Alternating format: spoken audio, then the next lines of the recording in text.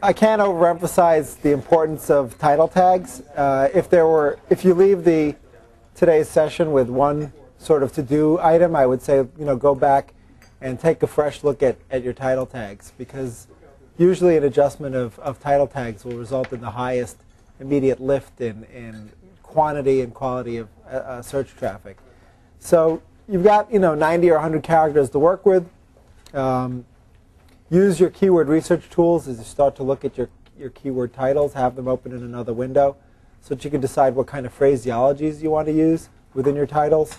Consider whether or not you want to put singulars and plurals together in there, because on organic search sometimes they don't stem it and just make them equal. Sometimes they'll give, again, a little bit more weight to a singular or a plural. And if you've got room in the title, put a little compact call to action there, because you want the people to click on it once you get a good ranking. Do you have an example of like a before and after a bad page and a good page? A bad page, let's use a home page for example. A bad home page title is where they just have the name of the company. And that's pretty common. A better version of that would be name of the company followed by either what it is that they do or the problem that they solve. And that now you've just opened up a whole nother area for potential visibility and positioning for that page. So often they'll forget to include the what they do or the why people should visit. So most commonly the title tags are too brief. If you've got 100 characters to play with, use as much as you can. Make it a little bit longer. Make it a little bit more accurate in describing the page. Don't make it an inaccurate title. Make it accurate of what the body copy is on the page and how it fits into your structure. It used to be that everybody thought that it was the meta keyword tag. Oh, it's your meta tag, so meta tag magic. Oh, let me learn about meta tags. Well, sure. When I started in this business in 95, 96, you could do amazing stuff with meta tags. You could fool the engines into thinking anything. And guess what? The engines were like, well, this is ridiculous. You could fool me into anything. So I'm not going to pay any attention to meta tags, because people can put meta tags up that have nothing to do with what the page is actually about, and there's no way for us to tell the difference. So we're going to ignore them. Excuse me.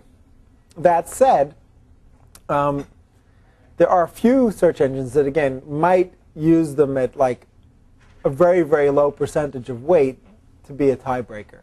Plus, it's sometimes useful to go through the exercise of coming up with keywords for your meta keyword tag, if only to help you clarify what you should be writing about in the title. Because the idea would be that you have different meta keyword tags on every page of your site, not the same one repeated over and over again. So it just makes you think about meta keywords. If your system is dynamic and you can add the meta keyword tag to your site with very little energy, again, there's no loss in doing that. If you had to go back and add meta keyword tags to your site manually, don't bother, because they're not going to result in better SEO. They did in 1996, 1997, and half of 1998, but those days are long gone. Anchoring is critically important, as are links, right? So we talked about internal anchoring when we talked about the breadcrumb process and how having your site structure sort of replicated in this sort of multi-layer breadcrumb can really be useful from the perspective of not only for individuals but for the search engines, understanding how all the pages fit into the structure. External links with anchors are even more important and even more powerful. So when you get anchor links from external sources for a particular keyword, in other words, the keyword that is underlined when it links to you, you're actually allowing that site to sort of tell the search engines that your site is about that particular topic. This works both in Google and in Yahoo, not to quite the same extent in MSN, although the MSN algorithm seems to be morphing a little bit to also take anchor links into account with respect to the context of the anchor link, not just the existence of the links. So there are some search engines, Teoma in particular, that actually create communities and value anchor links from within a community more so than anchor links outside a community. So if we were to think about the guy from Gray Line, is it? So Gray Line buses, he probably belongs to two communities. He belongs to the New York community and he belongs to the travel community. So links from within the New York community and the travel community probably would be weighed higher by Teoma than a link from somebody who has recipes linking to his site. Because they'd be like, well, why would a person who's writing about recipes know who's a good tour bus company? You know, it just doesn't, the link power there just inherently doesn't seem that it should be as high. Whereas, and people are debating now whether Google has also implemented communities. They won't say, they just sort of smile when you ask them. But the concept there sort of makes sense in the idea that there are certain communities in life and there are certain communities on the web, and that links from within a community are worth a little bit more than links from outside a community. But one thing I want to stress is you don't want to try to just create links for links' sake, right?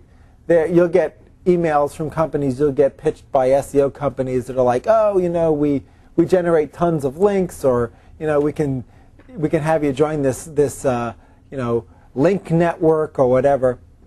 Usually that has little, if any, positive benefit and could potentially have some negative, because the engines identify these things called free-for-all link farms or link farms, and then they usually just dismiss the power of that link. But if it looks like the only links pointing to you or just from link farms, then they might actually penalize you.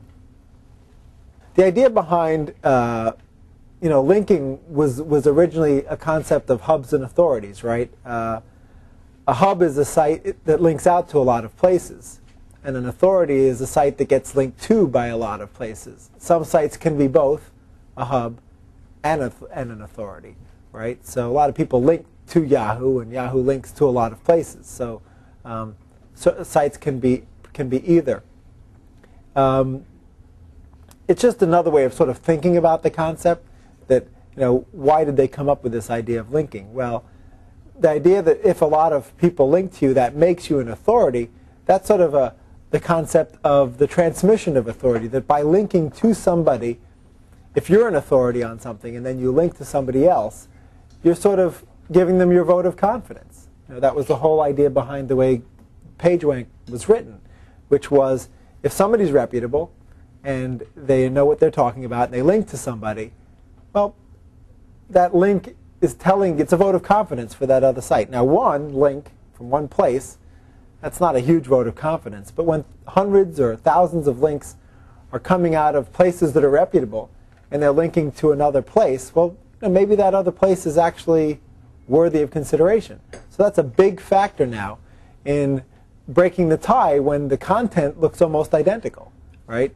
It's this fact that somebody's considered an authority by a bunch of inbound links.